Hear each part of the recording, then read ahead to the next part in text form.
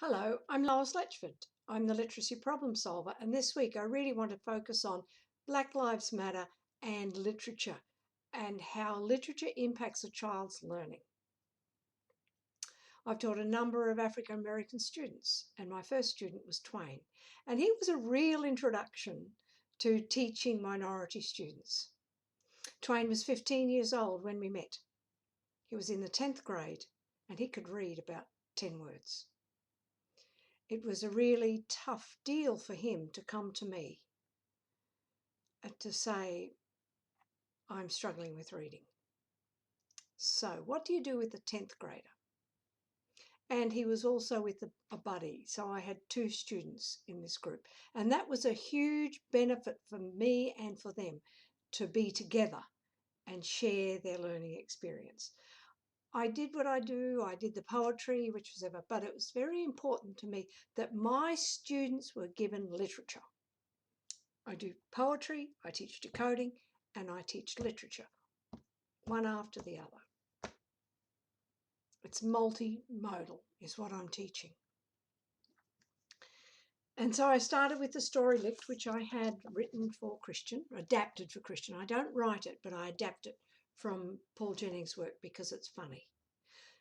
This did not work with my students, Twain and Pedro. Why? You have to ask why, because this is about a family, a father and a mother, inviting the father's boss to dinner. It works for children who have a family with a father and a mother. Both Twain and Pedro came from single parent families. So that in itself was a problem. So I put it away and I went to this other one, Mouthful. However, Mouthful also had a problem. Mouthful is a story about a father, a single father, and his daughter and the daughter's friend. So it's dealing with girls. And I distinctly remember saying to the boys, this story is really, really funny, but it's about girls. And they're both saying, no, we're not going to listen to a story about girls. But it was really funny. And Pedro said, okay, I'll listen. At the end of the story, they both roared with laughter because it's very funny. And then I said, boys, I cannot ask you to be girls. Let's switch the story around. I'll play a mother. Instead of a father, we'll turn the story to a mother and we can have the two girls as two boys. How does that work? Yes, they said.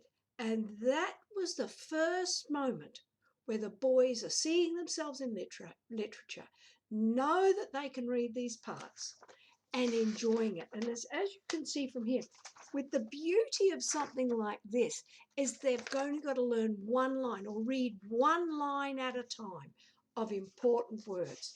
And that became a huge starting point to my teaching of my students. So we're teaching decoding, we're teaching sight words, we're doing phonemic awareness, but I'm also giving them this is how language works in the real world and a story that is engaging to them. Thank you. Lois Letchford, hit subscribe, hit like, and I'll be back tomorrow. Thank you.